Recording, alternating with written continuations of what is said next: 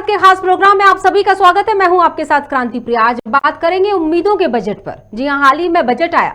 Budget के इंतजार में आंखें तरस गई कि कुछ खास होगा इस बार, लेकिन वित्त मंत्री निर्मला सीतारमण ने जो बजट पेश किया उससे आम आदमी का कितना वास्ता है, ये एक सवाल है।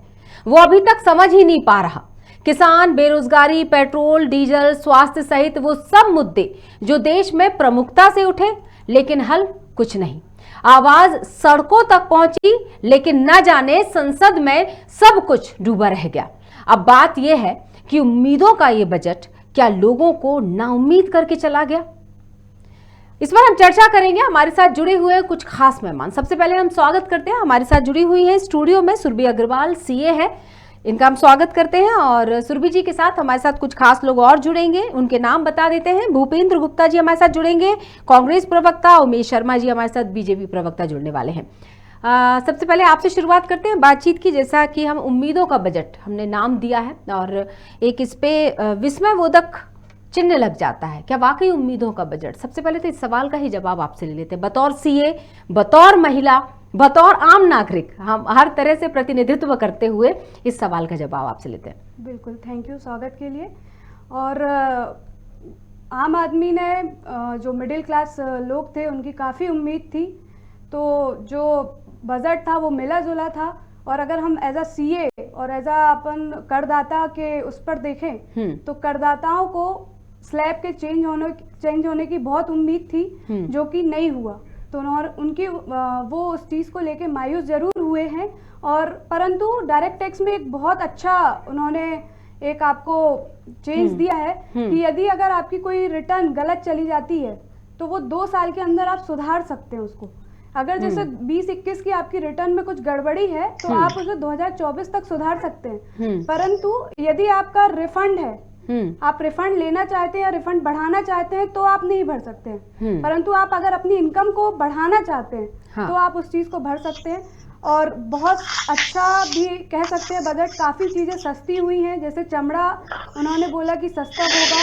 हीरे में उन्होंने कस्टम ड्यूटी 5% तक कर दी गई है, जिससे हीरे की जो ज्वेलरी है और पॉलिश जो हीरा है वो बहुत बिल्कुल सुरभि जी, लेकिन एक बात जरूर कहना चाहेंगे। मुझे लगता है हमारे दोनों प्रवक्ता जो है इस वक्त जुड़े हुए हैं वो सहमत होंगे कि आम आदमी की पहुंच अभी हीरे से काफी दूर है, खासतौर से अगर इन 2 सालों की हम बात करना चाहें, कोरोना काल की। फिलहाल हम इनसे भी चर्चा की शुरुआत करते हैं। भूपेंद्र जी, आपसे शुरू करते हैं, कांग्रेस प्रवक्ता हमारे साथ जुड़े हुए हैं। बजट में उम्मीद थी कि सबसे पहले बात महंगाई की होगी, लेकिन महंगाई की बात को वित्त मंत्री ने आर्थिक ग्रोथ के आंकड़े बताकर काट दिया। क्या कहेंगे? बजट में कुछ है ही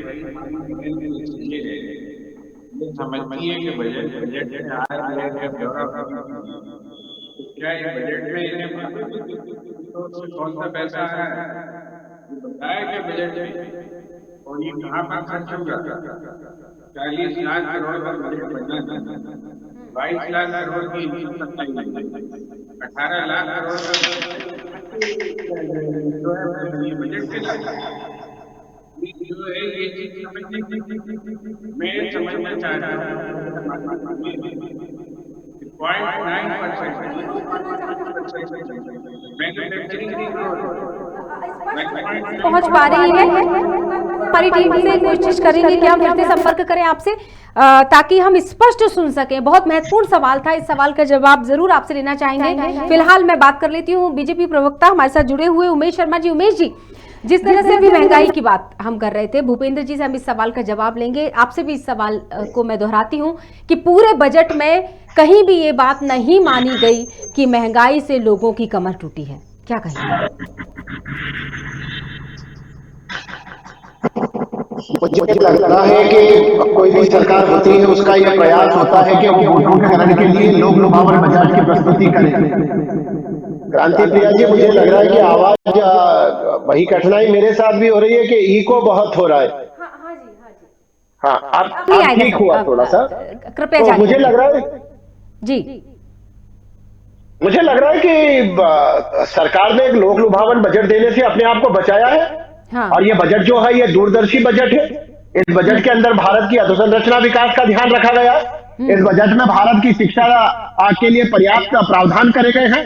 ये बजट ऐसा है कि जो मुझे लग रहा है कि आने वाले जो हमारा ये अमृत महोत्सव वर्ष चल रहा है, हमने एक ऐसा बजट करा है कि जो आने वाले समय का एक सुदृढ़ और शक्तिशाली भारत के निर्माण की दिशा में काम करेगा।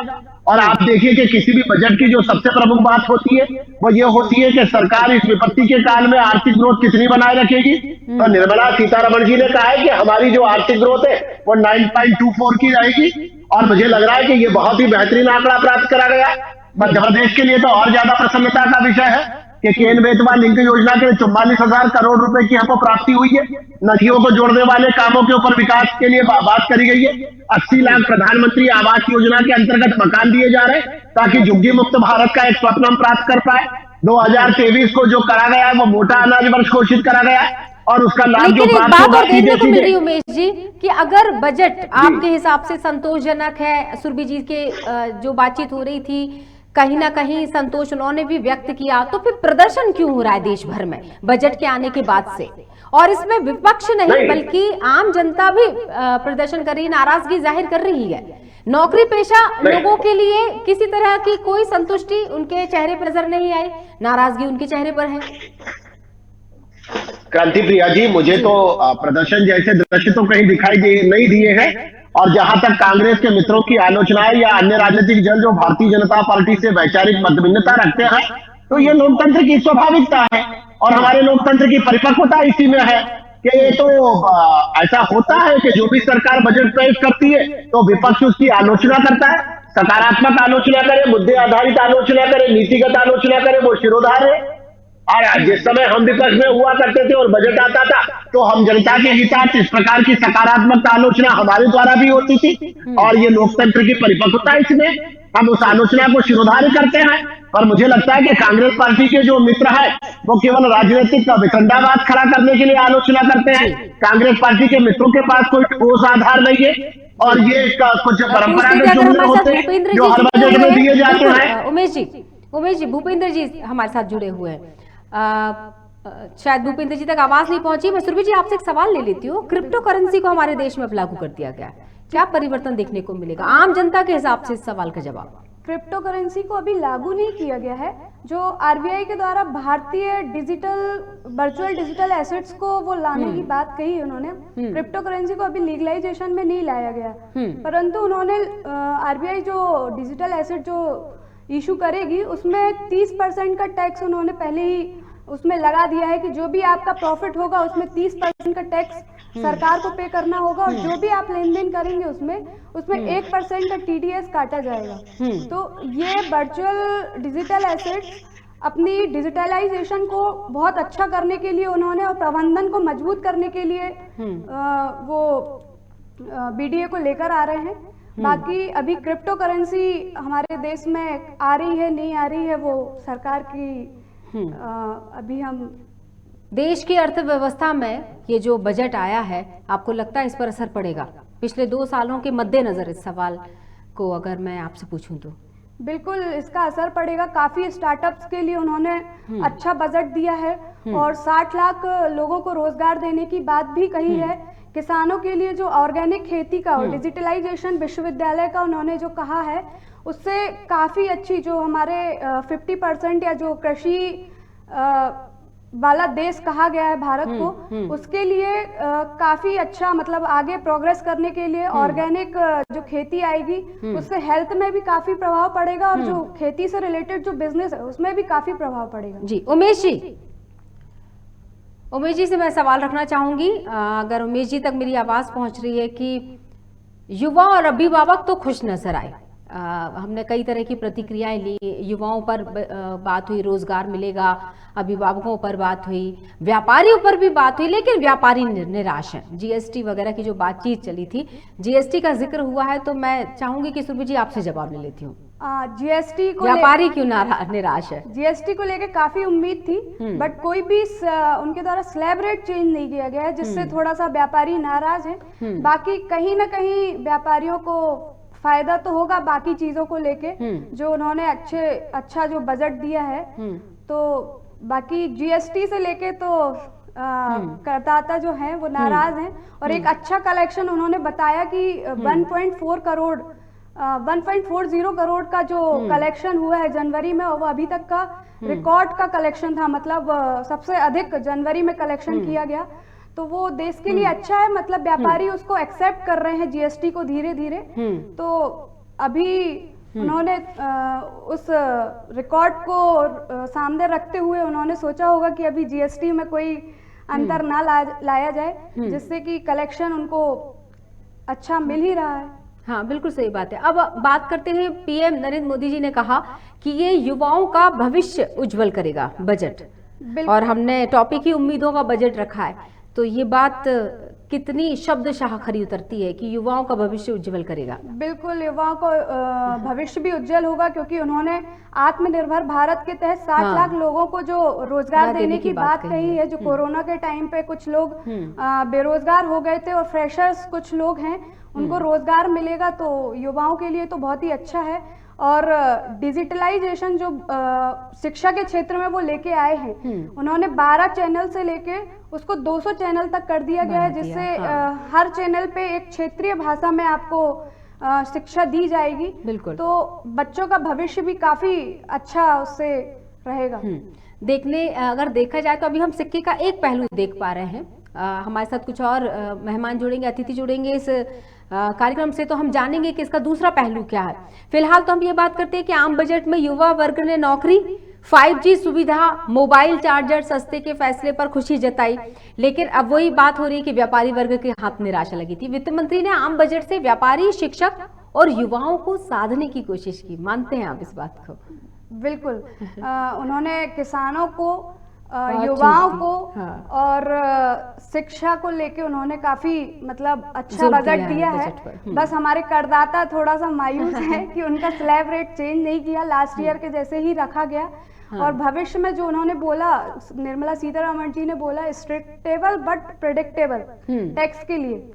तो मतलब नहीं लगता है कि आगे भी वो टैक्स में कुछ चेंज लाएंगे ज्यादा, तो करदाताओं को यही एक्सेप्ट करना होगा। एक और चीज देखने को मिली शिक्षकों के मायने से, अगर ये सवाल है कि शिक्षकों को इस बजट से उम्मीद थी कि पुरानी पेंशन बहाली को लेकर कुछ फैसले लिए जाएंगे, लेकिन बजट सुनने के बाद उन्हें निराशा हाथ लगी। तो ये फैसला क्यों नहीं लिया गया? मतलब इस बात को क्यों नहीं ध्यान में रखा गया? ये भी एक बड़ा मुद्दा है। बिल्कुल बिल्कुल, जो आप कह रहे हैं। 1 मिनट और देख लेते हैं। बाकी उन्होंने जो नेशनल पेंशन स्कीम है, उसमें उन्होंने राज्य सरकार के जो कर्मचारी हैं उनको उन्होंने 14% तक की छूट देने की बात कही है। तो बिल्कुल, हम उमेश जी हमारे साथ जुड़ चुके हैं। उमेश जी, मैं आपने सुना होगा हमारी बातचीत, और मेरा क्या सवाल था, पुरानी पेंशन बहाली को लेकर जो फैसले लेने की बात थी, तो वो मैं पहले तो आपको धन्यवाद देता हूँ कि मुझे किचन पे आपकी दृष्टि तो पड़ी। उमेश जी जी आदेश करें आप प्रश्न। उमेश जी, आवाज पहुंची आप तक?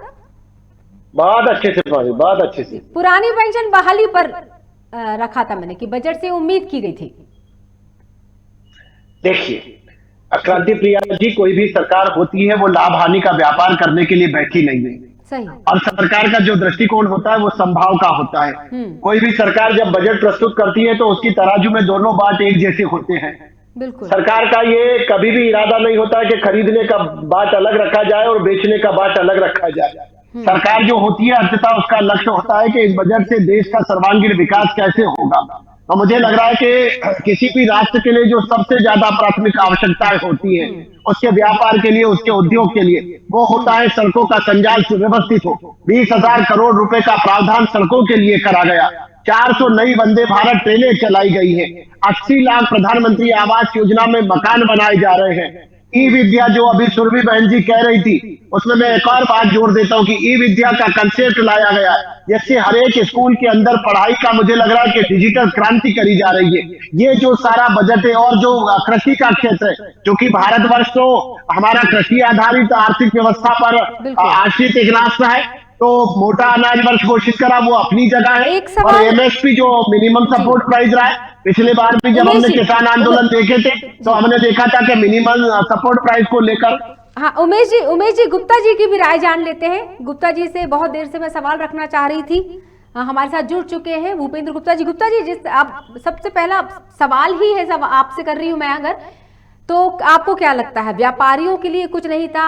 वो व्यापारी जिन्होंने एक लंबी लड़ाई लड़ी, प्रदर्शन किया, इस प्रदर्शन से तो आप इनकार नहीं कर सकते हैं, मुझे लगता है उमेश जी, क्योंकि अभी बीच में प्रदर्शन की बात हुई थी। भूपेंद्र जी, उस निराशा से नहीं, कोई आशा की जो किरण मुझे नहीं जानकारी कि किसी व्यापारी संगठन ने कोई प्रदर्शन करा है। नहीं उस जीएसटी की बात कर रही हूँ मैं उमेश जी, जो लगातार व्यापारी प्रदर्शन कर रहे थे भोपाल में। चलिए फिलहाल तो मैंने भूपेंद्र जी से सवाल रखा है, तो भूपेंद्र जी से जवाब दीजिए।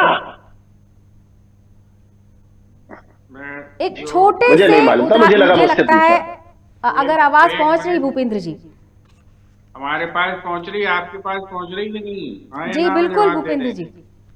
हाँ, तो थोड़ा ध्यान से सुनिएगा और समय दीजिएगा। मैं एक सवाल करना चाहता हूँ, ये हमारी बहन सीए यहाँ बैठी हुई है। 0.9% मैन्युफैक्चरिंग सेक्टर की ग्रोथ है, 55% से जो है जो सर्विस सेक्टर है उसकी ग्रोथ घटती 33% पर पहुंच गई है।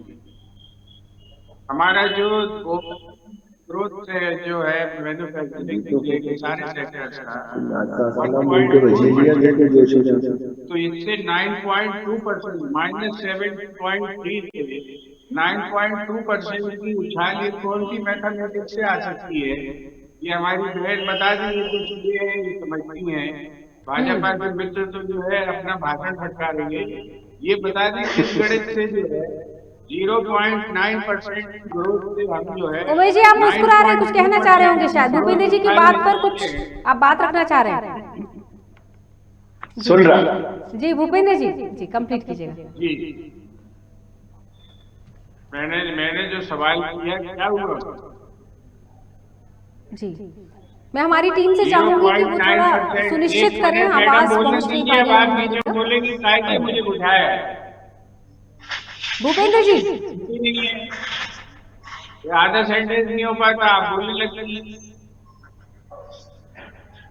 0.9% की ग्रोथ को जो है हम 9.2% की वृद्धि में कैसे कन्वर्ट करेंगे? जेब में 10 रुपए है, 90 पैसे की इसमें बढ़ोतरी हुई है, तो वो 19 रुपए 20 पैसे कैसे हो जाएंगे? ये सीधे साथ में पूछ ले आप, फिर तो ये शर्मा जी से पूछने की जरूरत नहीं है, इनकी गणित तो जो है नाक पर भी चलती है। ये समझाए कि कैसे ये हो रहा है इस देश में, और ये झूठे आंकड़े जो है इस देश में प्रस्तुत किए जा रहे हैं, इन आंकड़ों पर भी कोई विमर्श होगा क्या?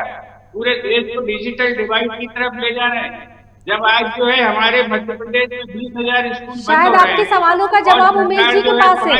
भूपेंद्र जी खोल रही है विश्व स्तर की, कौन लोग आएंगे इसमें 100% इन्वेस्टमेंट विदेश का। और भूपेंद्र जी आपके सवालों का जवाब उमेश जी के पास है, वो देना चाह रहे हैं जवाब। नहीं होगा जी उमेश जी बताइए जो बातें जो भूपेंद्र जी, पहले मैडम जी से पूछो, वो बताएंगी, फिर उमेश जी क्या बताएंगे? ये सीए से पूछो, वो गणित बताएगी। नहीं, भूपेंद्र जी जो चिंता कर रहे थे क्रांति प्रिया जी, भूपेंद्र जी की चिंता यह है कि 10 रुपए है तो 19 रुपए कैसे कर लेंगे। तो मुझे लग रहा है कि एक पिता के जब 5 बेटे होते हैं ना, तो वो पांचों मिलकर जब धनार्जन करने जाते हैं तो परिवार की चिंता दूर हो जाती है। कृषि क्षेत्र को भी दिया है, औद्योगिक क्षेत्र को भी दिया है, व्यापारिक क्षेत्र को भी दिया है, युवाओं को भी दिया है। समाज जीवन में आर्थिक गति को गतिशील बनाने वाले अनेक क्षेत्र को दिया है। तो औद्योगिक क्षेत्र से भी आएगा, कृषि क्षेत्र से भी आएगा, रोजगार के माध्यम से भी आएगा। तो मुझे लग रहा है कि जिस वित्तीय घाटे की आप बात कर रहे हैं, जो आपको जीडीपी की चिंता सता रही है, आपको और स्पष्ट करता है कि वो जीडीपी की चिंता जो है दूरदर्शी बजट के माध्यम से समाप्त होगी। ये बजट एक कॉन्क्रीट बजट है, ये लोकसभा बजट नहीं है। इसको आप आंकड़ों में उलझाकर इसकी सच्चाई को बदल नहीं सकते हैं। ये जो बजट है ना, ये बजट एक दूरदर्शी वाला बजट है। सरकार चाहती है 5 राज्यों को संतुष्ट करने वाला बजट दे सकती है, और ऐसा बात हमने नहीं करा। हमने जो बजट दिया वो क्रांतिकारी बजट दिया। अरे हमने क्रांतिकारी बजट दिया है, दूरदर्शी बजट है। दूरदर्शी बजट के कारण मुझे लग रहा है कि शक्तिशाली, आर्थिक रूप से शक्तिशाली भारत के निर्माण का लक्ष्य प्राप्त करा जाएगा। आपकी चिंता जो है वो बेजा चिंता है, आपकी आलोचना है वो हर जगह है, विपक्ष के नाते है। तो आप उस आलोचना को सही रूप से सुनिए और आप इस बात से आश्वस्त रहिए और इस बात से भी निश्चित रहिए कि इस बजट के कारण भारत की आर्थिक गति 3 साल के कोरोना के बावजूद आर्थिक मैडम गति को अगर ऐसी रखा गया है, कहानी है तो रखा आप गया ये है। समझ नहीं किससे सवाल पूछ रहा हूँ, किससे जवाब चाहिए। नहीं, आपने तो मुझे लग रहा है कि भूपेंद्र जी जो सवाल करे वो बेजा सवाल है। चार्टेड अकाउंटेंट जी तो वो जवाब दे दीजिए जो आप बुद्धिमत्ता से पूछे। आपने पॉलिटिकल एंगल से पूछा, अब वो पॉलिटिकल प्रश्न को भी पॉलिटिकल एंगल का प्रश्न था तो पॉलिटिकल एंगल से जवाब मिलेगा। अरे आपने पॉलिटिकल एंगल से पूछा, आपके सवाल में जो था वो आलोचना का पुर था, वो मुझे लगता है राजनीतिक व्यक्तित्व नहीं है, वो राजनीतिक व्यक्तित्व का उमेश जी भूपेंद्र जी अगर सीए साहब से चाहते हैं जवाब, हमारे साथ सुरभि जी जुड़ी हुई हैं, तो सुरभि जी कोई भी जवाब देने देते हैं। भूपेंद्र जी आप अपना एकदम संक्षिप्त सवाल रख सकते हैं बिल्कुल सुरभि जी के सामने, और सुरभि जी जवाब दे देंगी हर सवाल का। तुम्हारे वहां से फोन है। बस वही उतना ही चाह रहा हूँ मैं, इनका भाषण नहीं सुनना मुझे। 0.9% मैन्युफैक्चरिंग सेक्टर की ग्रोथ सरकार ने बताई अपने आर्थिक सर्वेक्षण में। ओवरऑल ग्रोथ 1.4% की बताई है इसी डॉक्यूमेंट में। 0.9% तो ग्रोथ ये की जो बात है कर रहे जब हैं। जी, 90 पैसा 100 रुपए में हमारी ग्रोथ होगी तो ये 9.2% की जीडीपी कैसे बढ़ जाएगी, ये जरा आप हमें बता दीजिए गणित के हिसाब से। 90 पैसे 9 भूपेंद्र रुपए जी सुन 20 लिया पैसे कैसे बन जाते उन्होंने, सुरभि जी से जवाब जानते हैं। सर उसमें क्या है कि अपन हर क्षेत्र को वो लेके चल रहे हैं। किसी एक क्षेत्र में उन्होंने जो बजट नहीं दिया है या बजट दिया है वो हर एक क्षेत्र का, हेल्थ सेक्टर, स्टार्टअप्स, किसानों को लेके सारी ग्रोथ को जो पूरा ओवरऑल उन्होंने ग्रोथ क्षेत्र में बताया डिप वो है। 9.2 बताया उन्होंने। मैडम हर क्षेत्र में डिप है, कैसे हो रही ग्रोथ यही समझना चाह रहा हूं मैं।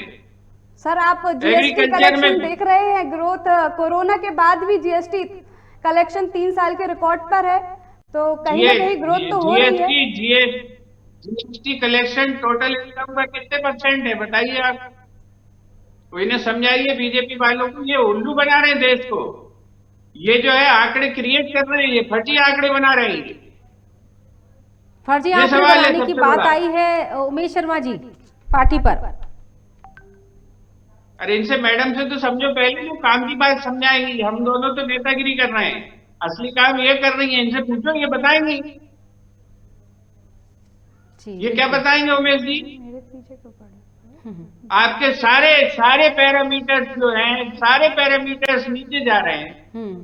हमारा प्रोडक्शन नीचे जा रहा है, हमारा जो है पेट्रोल का प्रोडक्शन नीचे जा रहा है, हमारे जो है सर्विस सेक्टर में जो है हम 53% से 33% पे आ गए हैं।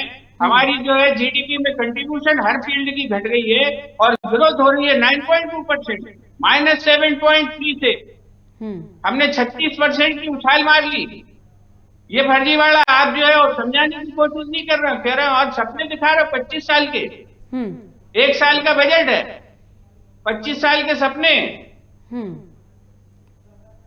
क्या कहती हैं आप सुरभि जी, ये ब्लूप्रिंट, भविष्य का ब्लूप्रिंट इसको माना जा रहा है?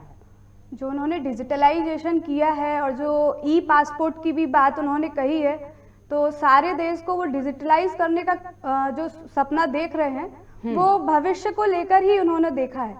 तो हम 25 सालों तक का तो हम नहीं कह सकते कि वो 25 सालों का है, परंतु ये है कि कुछ सालों में, जैसे 5G स्पेक्ट्रम उन्होंने बोला कि इस साल ही आ जाएगा, तो काफी जल्दी देश की प्रगति होगी और ग्रोथ उससे जो उन्होंने 9.24 रखा है, बिल्कुल जो उनके द्वारा जो भी स्टेप्स लिए जा रहे हैं उसके द्वारा ग्रोथ तक पहुंचने का प्रयास करेंगे। और जनता भी सपोर्ट कर रही है, तभी इतना अच्छा आंकड़ा हमको जीएसटी का और इनकम टैक्स का मिला है। बिल्कुल, जिस तरह से देखा जाए तो इस बार का बजट, अगर इस पूरी बातचीत से समझा जाए तो इस बार का बजट अन्य बार के बजट से राहत देने वाला रहा। अगर मैं ये सामान्य सवाल रखूं तो मतलब उम्मीदों का बजट क्या इसे कहा जा सकता है? उम्मीदों का बजट कुछ लोगों के लिए अच्छा बजट रहा, कुछ लोगों के लिए नहीं रहा, तो 100% सेटिस्फेक्शन तो कभी नहीं हो सकता, किसी भी बजट में नहीं किसी हो भी सकता। बजट में नहीं हो जब घर सकता। के बनने वाले बजट में कभी संतोष पैदा नहीं नहीं हो होता, सकता। कहीं ना कहीं कमी रह जाती है, कहीं ना कहीं कुछ चीजें छूट जाती हैं। और एक जुमला ये भी है कि आप हर किसी को खुश नहीं कर सकते, शायद ये कह सकते हैं। इसलिए भले ही इसे चुनावी जुमला माना जा रहा हो, लेकिन बजट में युवाओं की नौकरी की अगर बात की तो कुछ विचार किया गया। बढ़ती बेरोजगारी के बीच ये बजट युवाओं को राहत देने वाला रहा, ये कुछ युवा मानते भी हैं। तो फिलहाल के लिए इस कार्यक्रम में मैं यही धन्यवाद करना चाहूंगी। हमारे साथ जुड़े हुए थे कांग्रेस प्रवक्ता भूपेंद्र गुप्ता जी, उमेश शर्मा जी बीजेपी प्रवक्ता, सुरभि अग्रवाल जी हमारे साथ स्टूडियो में थी सीए। तो फिलहाल के लिए उम्मीदों का ये बजट, इस कार्यक्रम में मैं यही विराम लगाती हूँ। नमस्कार।